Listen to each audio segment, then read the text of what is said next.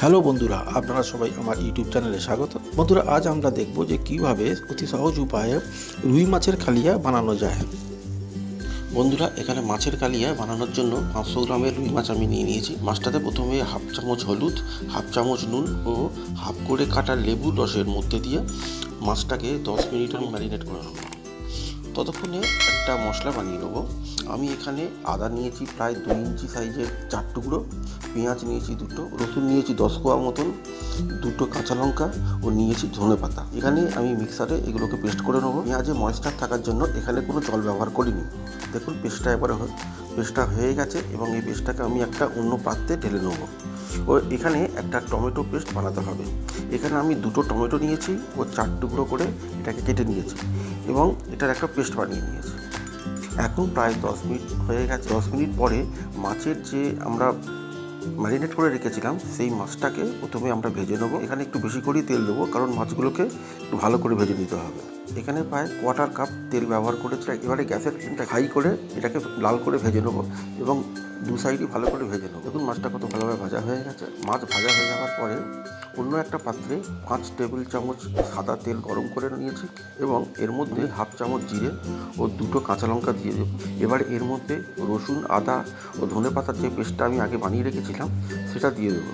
সেই সাথে গ্যাসের ফ্লেমটা একটু লো রেখে ভালো করে কষিয়ে নেবো এবং এর মধ্যে অন্য মশলাও মিশিয়ে নেবো। হাফ চামচ হলুদ দিয়েছি, 2 চামচ কাশ্মীরি লঙ্কা গুঁড়ো দিয়েছি, একটা ছোটো চামচ জিরে গুঁড়ো দিয়েছি, 1 ছোটো চামচ ধনে গুঁড়ো দিয়েছি এবং এই সব মশলাগুলো খুব ভালোভাবে মিশিয়ে নেবো এবং 2 থেকে 3 মিনিট পর্যন্ত লো ফ্লেমে কষতে থাকবো। ও এর মধ্যে এবারে যে টমেটো পেস্টটা বানিয়ে রেখেছিলাম সেটা দিয়ে দেবো ভালো করে। সেইভাবে আমি এটাকে লো ফ্লেমে কষে নেবো। এটাকে আমি ঢাকনা দিয়ে রেখে দেবো 2 মিনিটের মতন। প্রায় 2 মিনিট পরে ঢাকনা তুলে নেবো। আমি এখানে মশলা থেকে তেল ছেড়ে দেওয়ার পরে মশলার মধ্যে আমি একটু জল মিশিয়ে দেবো। যদি ঘন গ্রেভির দরকার হয় তাহলে 1 কাপ জল দেবো, ও যদি সেমি ঘন গ্রেভির দরকার হয় তাহলে আমি 1.5 কাপ জল দেবো, ও যদি একটু পাতলা ঝোল দরকার হয় তাহলে আমি 2 কাপ জল দেবো।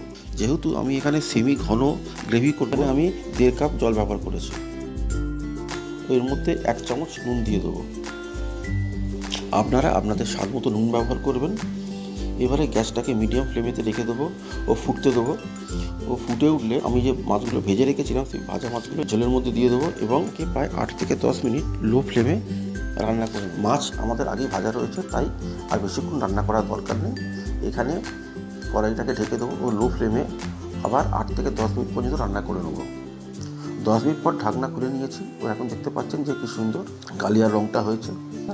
এবারে 1 চামচ গরম মশলা এর মধ্যে দিয়ে দেবো ও লো ফ্লেমে আরও 1 মিনিট রান্না করে দেবো। লাস্ট ও শেষে এর মধ্যে ধনে পাতা কুচি করে কেটে দেবো ও গ্যাস বন্ধ করে দেবো। এইভাবে দেখতে পাচ্ছেন যে আমাদের মাছের কালিয়া তৈরি। কি সুন্দর দেখতে লাগছে, দেখতেই পাচ্ছেন। গ্রেভি একদম ঠিক হয়ে গেছে এবং পারফেক্ট টেক্সচার।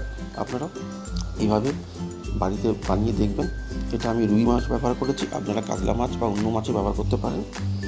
ভিডিওটা ভালো লাগলে লাইক, শেয়ার ও সাবস্ক্রাইব করার অনুরোধ রইল। আমার সঙ্গে থাকার জন্য ধন্যবাদ।